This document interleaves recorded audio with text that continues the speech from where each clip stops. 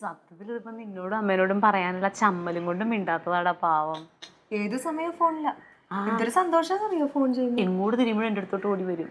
എന്നിട്ട് ഇങ്ങനെ എന്തൊക്കെയോ പറയണമെന്നുണ്ട്, പക്ഷെ നാണായിട്ട് പറയാനും പറ്റണില്ല, എന്ന് പറയാതിരിക്കാനും പറ്റണില്ല. ഞാൻ കൊച്ചുമോളായിട്ട് വരൂലേ എന്തെങ്കിലുമൊക്കെ പറയാനായിട്ട്. സന്തോഷമായിട്ട് ജീവിക്കുന്ന ഒരു മനുഷ്യനാണ്. വെറുതെ കല്യാണം കഴിച്ച് പിന്നെ ഏത് സമയം ആരെങ്കിലും ഒരാൾ കൂട്ടിന് വേണ്ടേ. പിന്നെ നടക്കുകയാണെങ്കിൽ അങ്ങ് നടക്കട്ടെ. ആ പെണ്ണിനും താല്പര്യാന്ന്. പിന്നല്ലാതെ രണ്ടും കൂടി ദൂരെ നേരെ വർത്താനം പറഞ്ഞപ്പോ 24 മണിക്കൂർ ഫോണില്ല. അമ്മയ്ക്കൊന്ന് ചോദിക്കായിരുന്നില്ലേ അമ്മേ? ഞാൻ ചോദിക്കാൻ വരട്ടെ, ഞാൻ ചോദിക്കാം. എന്താ ഒന്ന് വരട്ടിക്കോട്ടാ. ഞാൻ ചോദിക്കാം. എന്നെ കുറെ വരട്ടിട്ടുണ്ട്, തിരിച്ചു കൊടുക്കാം.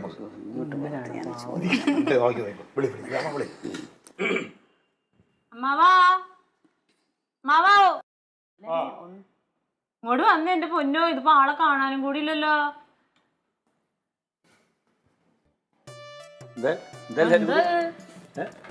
ഒന്ന് കാണാനേ ഇല്ലല്ലോ, വർത്താനം പറയാൻ കിട്ടണില്ല. ഞാൻ ഇവിടെ തന്നെ ഉണ്ടല്ലോ. എവിടെ? പിന്നെ ഏതാ കോള് വരുന്നു? എടുക്കണല്ലേ? ഞാൻ ഹലോ, പിന്നെ വിളിക്കാം. പിന്നെ വൈകുന്നേരം വിളിക്കാട്ടാ. ആരടാ? അത് ഫ്രണ്ട്, ഒരു ഫ്രണ്ടാണ്. ഫ്രണ്ട് ഇങ്ങോട്ടൊന്ന് മാറിയെന്ന്. എടാ ഇങ്ങോട്ടൊന്ന് മാറിയേക്ക്. എന്തിന്? എടാ ഇങ്ങോട്ടൊന്ന് മാറിയേക്ക്. എടാ എടാ ഞാൻ ഈ കേട്ടതൊക്കെ ശരിയാണോ? എന്ത്? അവനൊന്നും അറിഞ്ഞില്ലേ? മറ്റേ ഈ ഒരു പെണ്ണുമായിട്ടൊക്കെ വലിയ അടുപ്പം, ഒരു പെണ്ണുമായിട്ട് അവൻ വലിയ അടുപ്പമാണ്, ഫോണിൽ കൂടെ സംസാരിച്ചെന്നോ എനിക്കൊന്നും അറിഞ്ഞൂടെ. എന്തൊക്കെ അടുപ്പം എന്ന് പറഞ്ഞാ ആ പെണ്ണിന് എന്തോ ഒരു ആഗ്രഹം. അങ്ങനെയൊന്നുമില്ല. പ്രേമൊന്നുമില്ലടാ. അങ്ങനെയൊന്നുമില്ല. പിന്നെ എങ്ങനെയുണ്ട് പറയടാ. സുമല്ലേ? സുമ? ഏത് സുമ? അമ്മേ പേഴ്സ് സുമ. ആ പറ പറ കേക്കട്ടെ. ആ കുട്ടിയുടെ കാര്യം വെറുതെ ഓരോന്ന് പറയും. പെണ്ണെന്താ പറഞ്ഞെന്നങ്ങ് വീട്ടുകാരോട്ടൊക്കെ നീ സംസാരിച്ചാ? അല്ലേ, ഫോൺ ചെയ്ത് സംസാരിച്ചല്ലോ. ഈ പേഴ്സ് അവളുടെ ആണെന്ന് ഈ സുമക്കുട്ടി പറഞ്ഞല്ലോ എന്നോട്. സുമ, സുമ സുമ. എല്ലാവരും അങ്ങനെ എത്ര വിളിക്കാം. വീട്ടിലൊക്കെ വീട്ടിലങ്ങനെ വിളിക്കാം. എന്നിട്ട് ഈ പേഴ്സ് കുട്ടിയാണെന്ന് പറഞ്ഞല്ലോ എന്നോട്. അപ്പം എന്നോട് ചോദിച്ചു, നല്ല മനസ്സുള്ള ആളാണല്ലോ.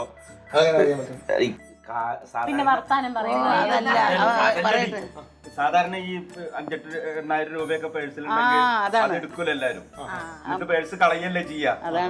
ഞാൻ നിങ്ങളെ പോലൊരു നല്ല മനുഷ്യനെ, വേറെ ആളുടെ പണം ആഗ്രഹിക്കാത്തൊരു മനുഷ്യനെ, അവരുടെ ബുദ്ധിമുട്ടുകൾ മനസ്സിലാക്കിയിട്ട് ഈ പേഴ്സ് തിരിച്ചു തരാനുള്ള ഒരു നല്ല മനസ്സുള്ള എന്നെ കുറിച്ചൊക്കെ കുറെ പറഞ്ഞു.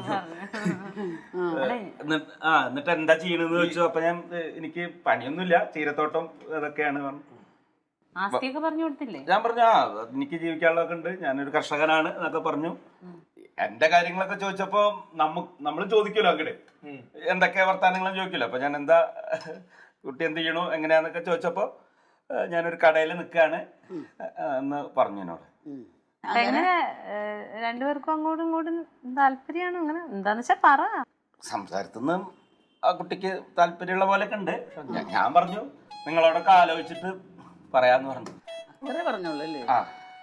അപ്പൊ നിനക്ക് സമ്മതാണോ? ഈ കുടുംബവും മഹിമയും കാര്യങ്ങളൊക്കെ നോക്കാതെ നമുക്കൊരു തറവാടുന്നുണ്ടല്ലോ അല്ലേ? ഇതിനനുസരിച്ച് അല്ലെങ്കിൽ എനിക്ക് അതിനോട് താല്പര്യമില്ല. എന്തുവാടാ നീ ചില അമ്മാവന്മാര് വർത്താനം പറഞ്ഞ പോലെ വർത്താനം പറഞ്ഞു. അതെ, നീ കുടുംബത്തിനെ കുറിച്ചുള്ള നിനക്കറിയാം. അതൊക്കെ എന്തായാലും ഞാനും നോക്കില്ലേ. മേനോമാരാണ് അവര്. പക്ഷെ എന്റെ ഒരു അഭിപ്രായത്തിൽ ഇപ്പൊ ഈ കുടുംബവും കാശൊന്നും അല്ല വലുത്. അമ്മാവൻ ഇത്രയും പ്രായമായി, ഈ പ്രായത്തിൽ ഇനി ഒരു പെണ്ണ് കെട്ടണോന്നുള്ളതാണ് എന്റെ ചോദ്യം. അല്ല, സുമക്കുട്ടിക്ക് 40 വയസ്സായിട്ടേ ഉള്ളൂ.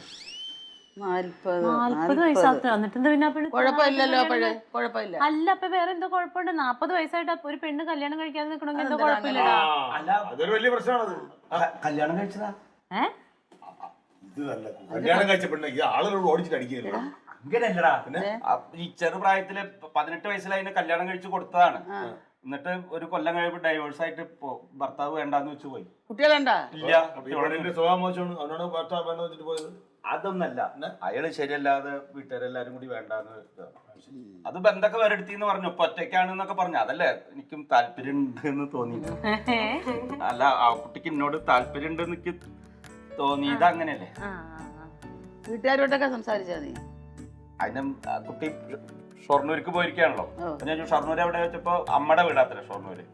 അവിടുന്ന് നാളെ വരുമ്പോ ഇവിടെ വന്നിട്ട് നേരിട്ട് കാണാ. കസേര കിള്ളി പിടിച്ച് തീർക്കും. ഒടിഞ്ഞു പോകും നാണം വന്നിട്ട് അവസാനം. അല്ല, നേരിട്ട് കാണാന്ന് പറഞ്ഞല്ലോ. ഇങ്ങോട്ട് വരുന്നുണ്ട്, പേഴ്സ് മേടിക്കാൻ വരും. പേഴ്സ് കൊടുക്കണമല്ലോ അച്ഛനമ്മ എല്ലാരും കൂട്ടി വരും. ഇല്ല, ആദ്യം ആ കുട്ടി നേരിട്ട് വന്നിട്ട് കാണാം, എന്നിട്ട് കണ്ടിട്ട്. അനൗപചാരിക പെണ്ണ് കാണാൻ അങ്ങനെയൊന്നും ഇല്ലടി. അപ്പൊ അമ്മ എങ്ങനെ അമ്മ ഒരു തീരുമാനം പറ. അവന് പ്രായം ഇത്രയായി, കല്യാണത്തിന്റെ ബന്ധമൊക്കെ ഒഴിഞ്ഞ ഒരു പെണ്ണ്. അതാണ് പ്രശ്നങ്ങളൊന്നും ഇല്ലെങ്കിൽ നമുക്കതങ്ങ് നടത്തി കൊടുക്കാം. എനിക്ക് എന്തോ ഇഷ്ടം തന്നെ. അതെ, ചേച്ചി അവരുടെ ഒന്നും കാര്യം നോക്കണ്ട. ചേച്ചിക്ക് അമ്മയെ പോലെയല്ലേ. ചേച്ചിക്ക് ഇഷ്ടമാണെങ്കിൽ എനിക്ക് പിന്നെ ഒന്നും നോക്കല്ലേ. ചേച്ചി അവന് നാണക്കേടുണ്ട്.